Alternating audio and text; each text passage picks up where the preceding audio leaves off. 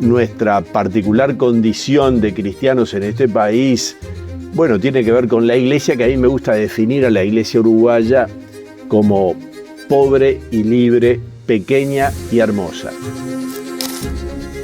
Creo que después Estado e Iglesia han convivido pacíficamente en el Uruguay y que hoy por hoy la colaboración mutua Iglesia-Estado está en muchísimas cosas. Los temas de la pobreza, que no son solamente económicos, sino que son fundamentalmente espirituales y de educación. Daniel, muchas gracias por estar con nosotros en este especial del Boletín Salesiano. Memoria agradecida. Bienvenido. Quiero empezar preguntándole cómo está viviendo estos días del Bicentenario, donde se ha hablado mucho, por supuesto, de la Declaratoria de Independencia de la Florida de 1825. Bueno, con gran alegría, porque siento muy hondo todo lo que son las celebraciones patrias. Pude participar el 25 de agosto en Florida, en los actos que hubo. ¿Estuvo allí? Sí, y realmente fue muy bonito. Y después también, bueno, por todo lo que significa para nuestra patria la presencia de la iglesia. Entonces hay una alegría personal y hay una alegría institucional. Cada entrevista la empezamos con un concepto, con una imagen. En este caso hemos elegido a la Virgen de los 33, un símbolo de Uruguay, por supuesto, nuestra representación mariana. Y quería preguntarle sobre este ícono, ¿no? Profundamente vinculado a la identidad nacional que tenemos aquí. ¿Qué elementos de esta devoción mariana, como hablábamos, nos ayuda a comprender mejor el espíritu de aquellos orientales que de alguna manera empezaban a moverse en ese proceso independentista?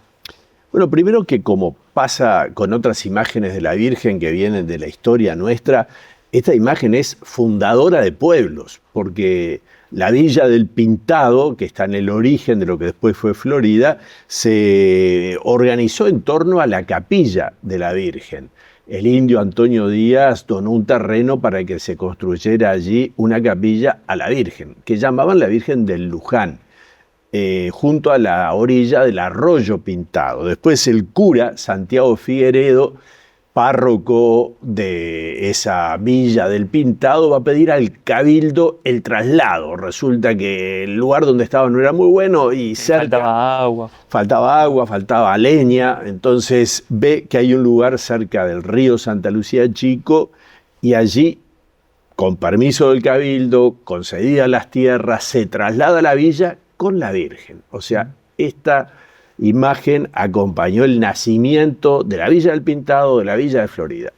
Unos años después, cuando se forma el gobierno provisorio, el 14 de junio del 25, y después la Sala de Representantes, bueno, allí está esta imagen y la tradición, porque no hay un documento escrito, pero la tradición, y era lo que se hacía en ese momento, dice que tanto el gobierno provisorio formado el 14 de junio, como la Sala de Representantes el 25 de agosto, ponen la patria bajo la protección de Dios junto a esta imagen de la Virgen, y la bandera de los 33, la bandera de libertad o muerte, se inclina por primera vez ante esta imagen.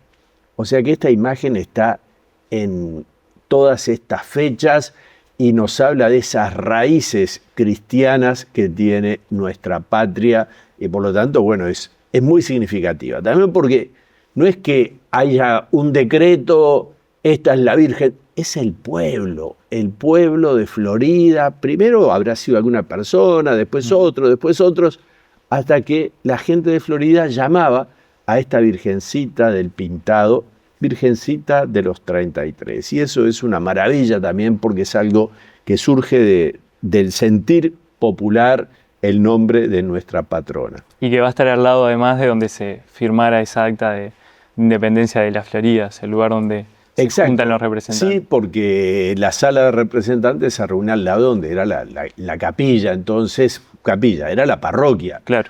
Porque nosotros tuvimos, antes de la independencia, hubo obispos de Buenos Aires que en esa época recorrieron todo lo que era la banda oriental. Uno de ellos fue Benito Luey-Riega, un personaje muy interesante, porque él en 1804 recorre todo lo que es hoy el territorio uruguayo, que no existía el Uruguay como tal, y vuelto a Buenos Aires, que era su sede, él va a definir los límites de las parroquias.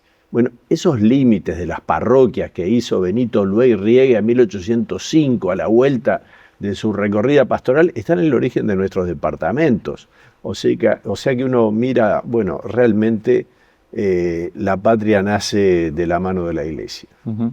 ¿Y cómo crees que se fue transformando el vínculo que tenemos los orientales con la devoción mariana hacia la Virgen de los 33? Bueno, concretamente se va dando todo un proceso, porque de hecho, como decía, la cosa va surgiendo de a poquito. Recién va a ser en 1894 que Monseñor Soler, obispo de Montevideo, que abarcaba todo el Uruguay en ese momento, va a ser quien va a colocar una placa en la iglesia de Florida diciendo, frente a esta imagen llamada Virgen de los 33, pero recién 70 años después, el Papa Juan XXIII va a ser quien va a declarar, por un lado va a acceder al pedido del obispo de Florida para la coronación pontificia que se llama de la imagen, y al año siguiente, 1962, para declararla propiamente patrona del Uruguay en una página muy, muy bonita que comienza a hablar del Uruguay y de sus... Liso y llano habla también, ¿no? Exacto, de la plenillanura, tanto que hablamos de ello, también lo recoge el Papa en ese documento. Y también es una imagen donde no hay ningún acto excepcional, como a veces pueden ser las apariciones y demás. Eso también hace, digamos, o contribuye a ese ser nacional un poco. ¿Cómo ve usted eso? Bueno, yo creo que sí, que también, ¿verdad? Nosotros, el Uruguay vivió, dentro del contexto de América Latina, una evolución, digamos, religiosa particular. Primero porque nunca fuimos una iglesia rica, ni una iglesia fuerte, ni una iglesia poderosa, sino que fue una iglesia muy consustanciada con su gente, que recién allá por 1878 tuvimos nuestro primer obispo y después el seminario en el 81. Es decir, fue una iglesia que se fue haciendo y que en la medida en que la iglesia se iba consolidando, también se iba consolidando toda una sociedad en pugna, digamos así, con la iglesia, el anticlericalismo, después el laicismo.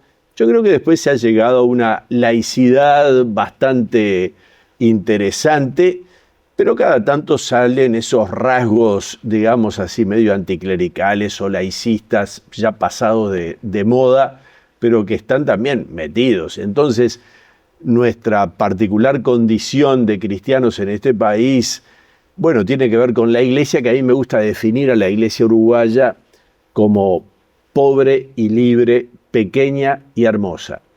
Y yo creo que es así. Y bueno, pero esta iglesia da testimonio de Jesucristo vivo y resucitado a través de numerosas instituciones de asistencia, de promoción educativas y sobre todo a través de lo que es su misión fundamental, que es el anuncio del Evangelio de Jesucristo, la luz del mundo, aquel que realmente puede traer paz a los corazones y esperanza verdadera. Después vamos a volver sobre algunas de esas cosas que estamos hablando, pero ahora quería preguntarle, o sea, volviendo al hecho histórico que nos convoca, ¿qué significa que de alguna manera el presidente de aquella sala de representantes de la Villa de la Florida haya sido Francisco de la Robla, un sacerdote? Era muy común que los sacerdotes sean los que se prestaran por el tema de la escritura, por ejemplo, pero ¿qué significa? ¿Eso hay que reivindicarlo desde la iglesia? Bueno, es una realidad, ¿no? Uno entra a la Catedral de Montevideo y en el atrio, a mano izquierda, hay una placa hermosísima que habla de los curas de la independencia, ¿no? Uno piensa que Santiago Figueredo, fundador de Florida, era un gran amigo y consejero de Artigas. Uno tiene que pensar que en aquellos tiempos, el año 1813, cuando Artigas, las famosas instrucciones del año 13, manda a los diputados de la provincia al Congreso, que después, bueno, fueron rechazados, etcétera, de las Provincias Unidas, de los 6 diputados, 5 son sacerdotes. O sea, la iglesia, los sacerdotes estaban metidos en la vida de la gente y sí, eran posiblemente en muchos lugares los más letrados y tuvieron que ver entonces con el proceso de la independencia. Cuando Juan Francisco Larrobla es elegido presidente de la Sala de Representantes, antes Lavalleja y Rivera ya lo habían mandado a dialogar con Lecor en un momento como representando a ese anhelo independentista. Es decir, él era párroco de Canelones, de Guadalupe de Canelones, y fue una figura importante en ese momento y sin duda en la redacción de esa declaratoria, de esas leyes de la Florida, su pluma debe estar ahí al servicio de la patria. Y en líneas generales, lo hemos hablado a lo largo de esta entrevista, pero en líneas generales o desde el punto de vista de la actualidad, ¿qué papel dirías que jugó la Iglesia en este proceso de independencia o cómo lo deberíamos de ver hoy? A mí me gusta decir que la Iglesia es partera de la patria. Es decir, si la patria está cumpliendo 200 años en este lustro, bueno, habría que ver desde cuándo, pero digamos, un proceso que arrancó con Artigas, hijo de la escuela franciscana y un hombre que tuvo como secretario a Fray José Benito Monterroso, entre otros, y ya habíamos hablado de sus amigos curas, y que terminará dando clase de catecismo en Paraguay y rezando en guaraní el rosario. Es decir, este proceso continúa y hasta 1830 quien pone el nombre al Uruguay es un sacerdote, en la constituyente del 30, es el presbítero Lázaro Gadea, quien bendice el primer pabellón nacional en Canelones es Juan Francisco Larrobla, 1829. Es decir, la Iglesia estaba 200 años antes de estos acontecimientos, porque la Iglesia está en lo que es el territorio nuestro desde 1624 por el litoral oeste y por el norte con la influencia de los jesuitas, franciscanos y jesuitas. Es decir, desde ahí hasta ahora la Iglesia está y ha acompañado, y el surgimiento de la patria tiene que ver con esa presencia eclesial. Por eso es hermoso que un salesiano, el padre Arturo Mosman Gross, cuando escribe ese himno de la Virgen de los 33, dice: estrella del alba del paterno día, que el sol de la patria miraste nacer. Bellísimo. Gali, siempre se coloca las tensiones entre Iglesia y Estado desde la era vallista en adelante, pero en perspectiva histórica sabemos que eso empezó mucho antes, digamos, alrededor de 1859. ¿Cómo crees que dialoga la laicidad con la huella cristiana a lo largo de este proceso? Yo creo que ha habido, es decir, momentos distintos, ¿verdad? Yo creo que ha habido un momento de confrontación muy fuerte desde 1859 hasta el vallismo propiamente. Creo que don Pepe Valle, con todas las cosas positivas que sin duda tuvo también como este objetivo de descatolizar el país, y en parte lo logró, es decir, fue una realidad muy exitosa porque no solamente secularizó las instituciones, cosa que hoy nos parece normal y hasta determinado momento o determinado línea totalmente aceptable, sino que sí se propuso sacar de la conciencia de la gente la conciencia cristiana, el sentido de la fe cristiana. Y esto lo hizo como lo describe, no soy yo que lo digo, es su gran amigo y confidente Domingo Arena, escribe a propósito de ello. Pero pienso que después de muerto don Pepe, se da una realidad de una mayor convivencia entre Iglesia y Estado, porque una cosa era además lo que se vivía a nivel de dirigentes y otra cosa era lo que vivía el pueblo, que mayoritariamente tenía una formación católica, si bien bastante frágil. Creo que después Estado e Iglesia han convivido pacíficamente en el Uruguay y que hoy por hoy la colaboración mutua Iglesia-Estado está en muchísimas cosas. Ni que decir en la atención a los más desfavorecidos a través de los convenios con INAU, por ejemplo, CAIF, Club del Niño, Centros Juveniles, que muchas ONG de Iglesia llevan adelante, bueno, colaborando mutuamente Estado e Iglesia. Pero además, bueno, en estos días ha sido la concesión del doctorado honoris causa al contador Enrique Iglesias por parte de la Universidad Católica. Estaba el presidente de la República, Yamandu Orsi, la vicepresidente, estaba el expresidente Julio María Sanguinetti. Es decir, todo ello nos habla de que hay una interrelación Iglesia-Estado que se da de un modo, digamos así, pacífico. Ahora, que hay gente que le surge una urticaria cuando se habla de la Iglesia y bueno, sí, pero eso es parte de la realidad. También a mucha gente le daba urticaria a Jesucristo y le daba urticaria lo que era la predicación del Evangelio. Bien, me interesa ahora pasar a otro eje temático de la entrevista, más bien al presente, aunque lo hemos abordado, por supuesto, hasta ahora. Y también en plano personal, quería preguntarte qué significa para vos el concepto de independencia, el concepto de libertad, es decir, desde un punto de vista personal, y también si se puede ser libre desde la fe o desde la religión, con la diferencia de esos dos conceptos, si se puede llegar a lograr esa libertad. Bueno, yo creo que, como dice San Pablo, para ser libres, Cristo nos ha liberado. Es decir, que la verdadera experiencia de liberación humana es la que trae Jesucristo. Y que la libertad no es, obviamente, hacer lo que quiero, como se dice vulgarmente, y que en realidad en el ser humano, que está movilizado por tantas pasiones, caprichos, si se quiere, hacer lo que quiere es una cosa muy voluble y relativa con la verdadera libertad. Y eso tiene que ver con una de las frases más bonitas del Evangelio. Juan Pablo II decía que era su frase preferida, que es cuando Jesucristo dice, la verdad los hará libres. Entonces, libertad tiene que ver con la verdad.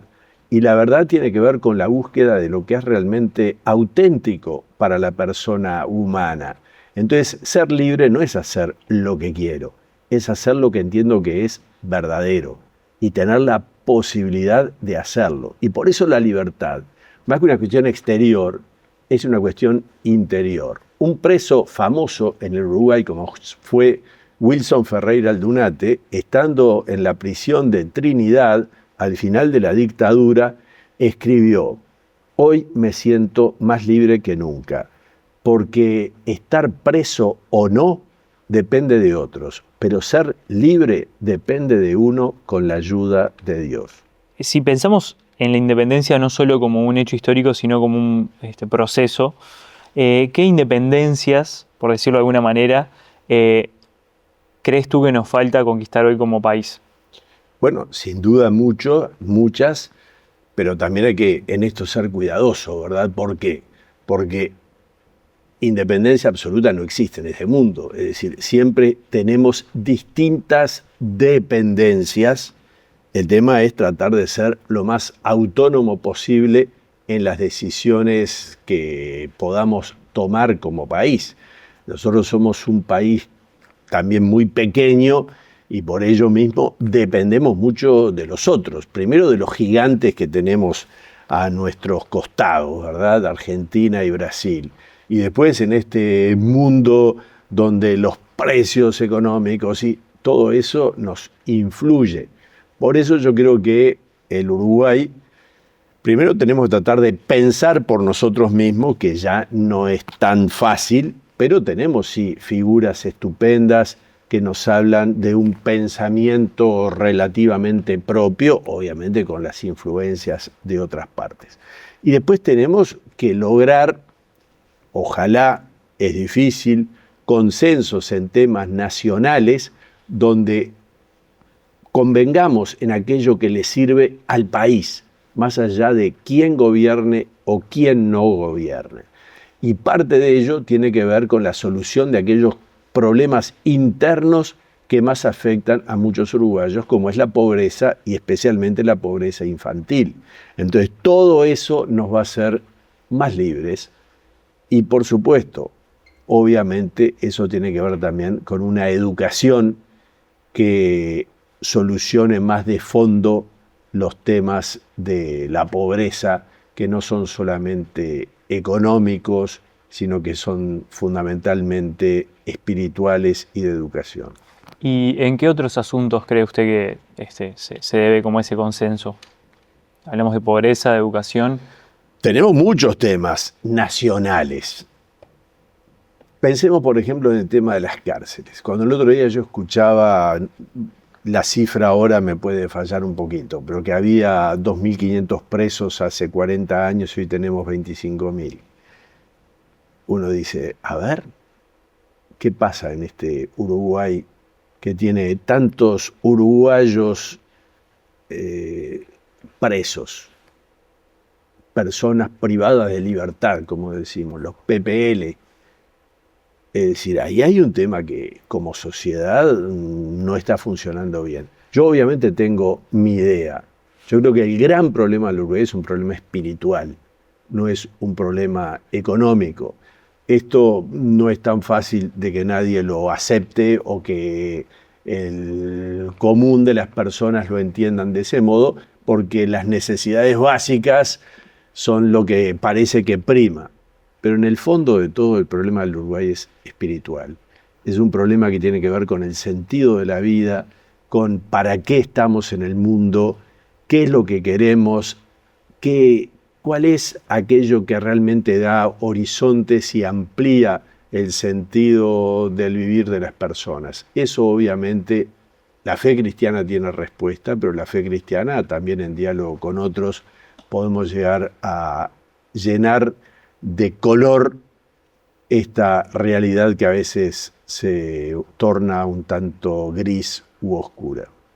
¿Cuál puede ser el aporte de la fe cristiana y de la Iglesia para estas búsquedas de libertad y justicia en el Uruguay del siglo XXI? Hablamos del desarrollo de la espiritualidad. Yo creo que de eso, otra manera capaz que más concreta, ¿cómo podría contribuir? Bueno, no hay nada más práctico que Dios. Una vez una señora me dijo, padre, ¿nos puede dar una charla?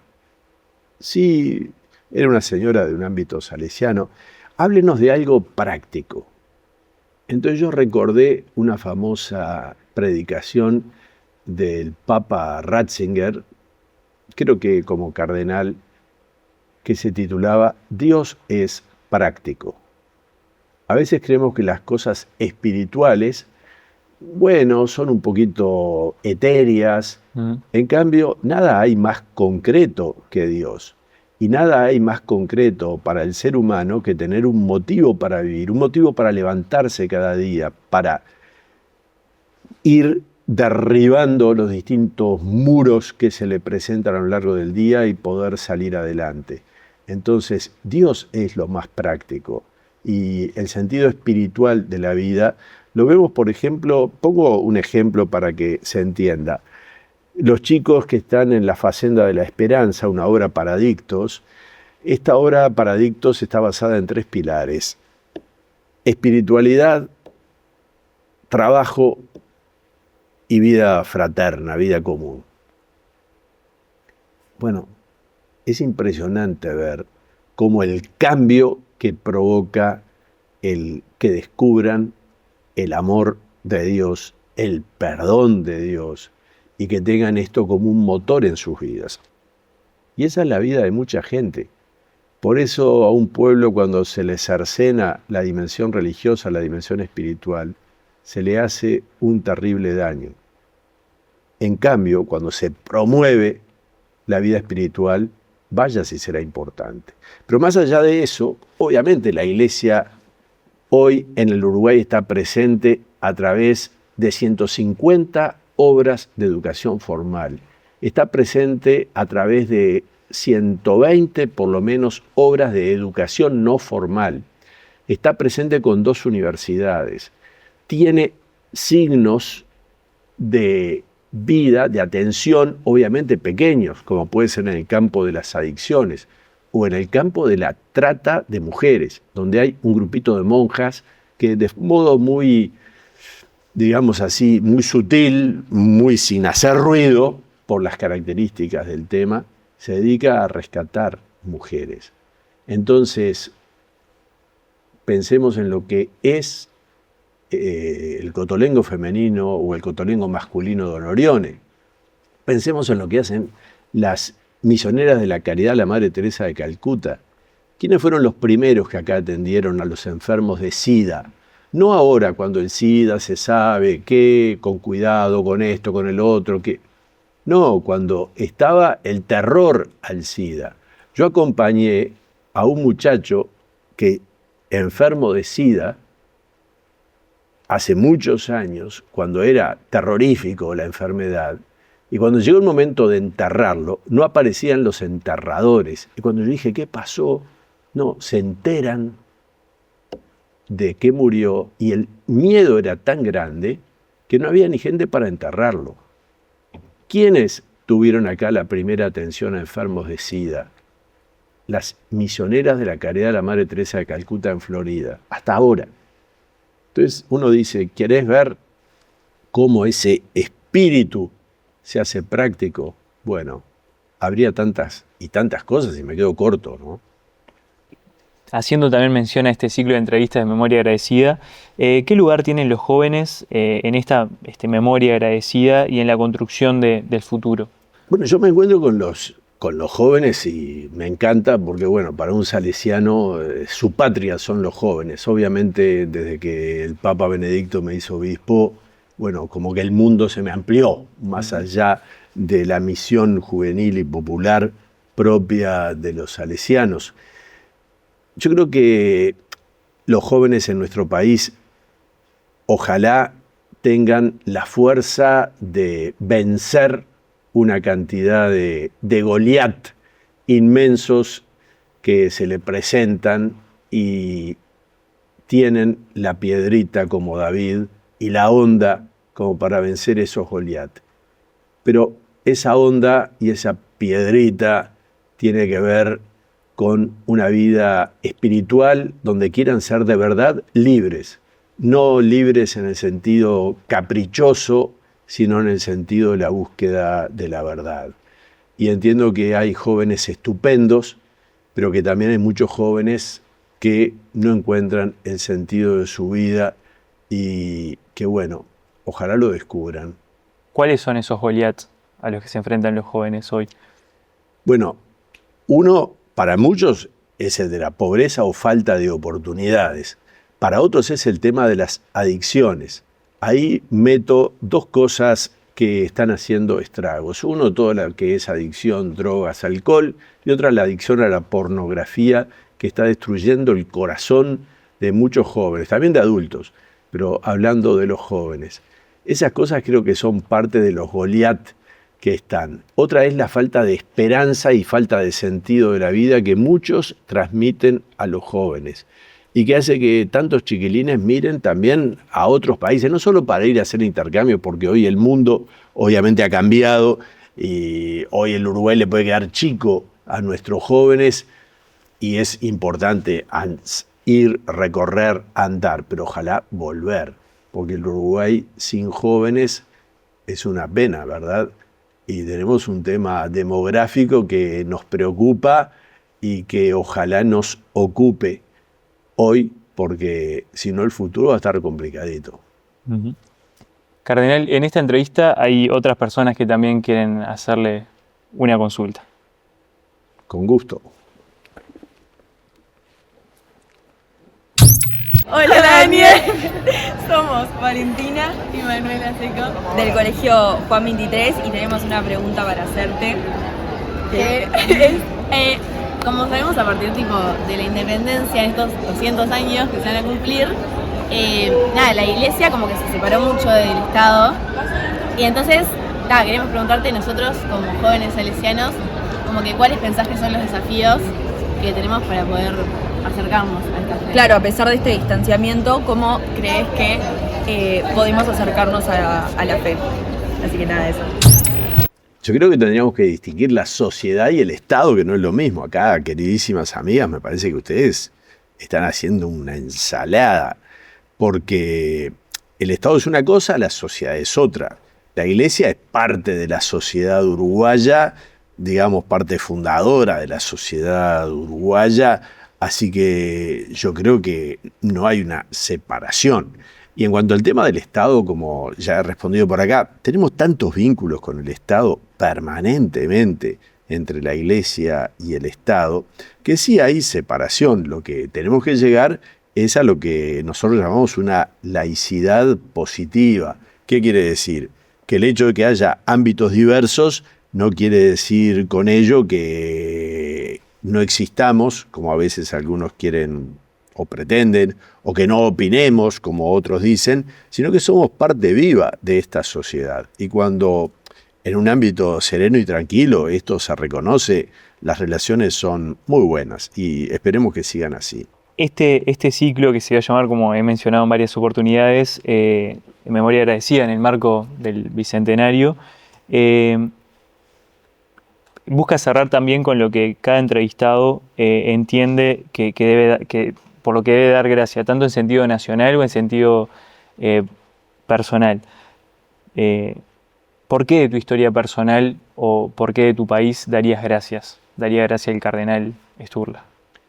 Bueno, yo amo a este país porque es el mío, porque me lo enseñaron a amar desde chico. Me encanta el Uruguay, me encanta Montevideo, que es mi ciudad, y viajo bastante desde que soy cardenal, y lo más hermoso de un viaje para mí es regresar y ver de vuelta y experimentar lo que es nuestra realidad como nación. Amo nuestros campos, amo las playas, amo las sierras, amo nuestros ríos, nuestros arroyos, amo el Uruguay, me encanta, es decir, lo siento en las entrañas. Me gusta la historia de nuestro país. Creo que tenemos muchos desafíos, pero lo amo. Y amo la iglesia en el Uruguay. Y amo esta iglesia que, como decía, es pobre y libre, pequeña y hermosa, pero que es la mía. Y es en la que estoy llamado a testimoniar a Jesucristo para mis hermanos que viven en esta tierra. Bueno, muchas gracias, Daniel, por estos minutos y por este diálogo. Gracias.